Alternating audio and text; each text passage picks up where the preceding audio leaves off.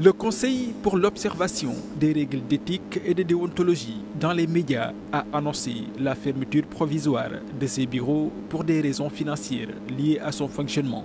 Une décision qui va forcément impacter sur le traitement de certains dossiers, assure Nina Penda Faye, membre de l'instance. Le plus éloquent est que jusqu'à nouvel ordre, plus aucun journaliste ne pourra compléter son dossier pour l'obtention de la carte nationale de presse.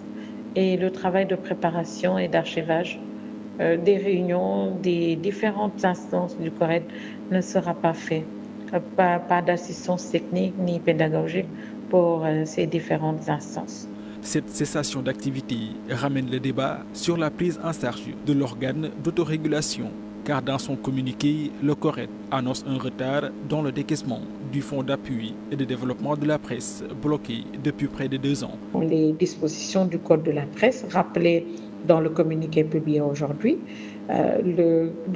pour que le CORED puisse fonctionner, il est demandé dans le Code de la presse que le ministère de tutelle puisse, à partir du fonds d'appui, accompagner le CORED dans son fonctionnement. En tant que régulateur de la profession, le CORED s'est assigné comme mission de veiller au respect de l'éthique et de la déontologie dans le secteur des médias, mais aussi faire appliquer les dispositions du Code de la presse.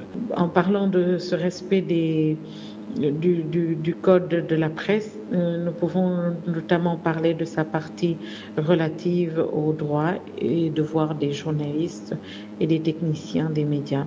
Donc le CORED a également, à ce titre, il est chargé de veiller au respect des conditions d'accès et d'exercice de la profession de journaliste et de technicien des médias au Sénégal.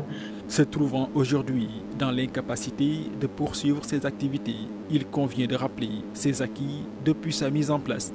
Il y a entre autres la vulgarisation du Code de la presse et la charte des journalistes et techniciens des médias, ou encore la sollicitation de son expertise par le ministère de la Communication concernant la liberté d'expression.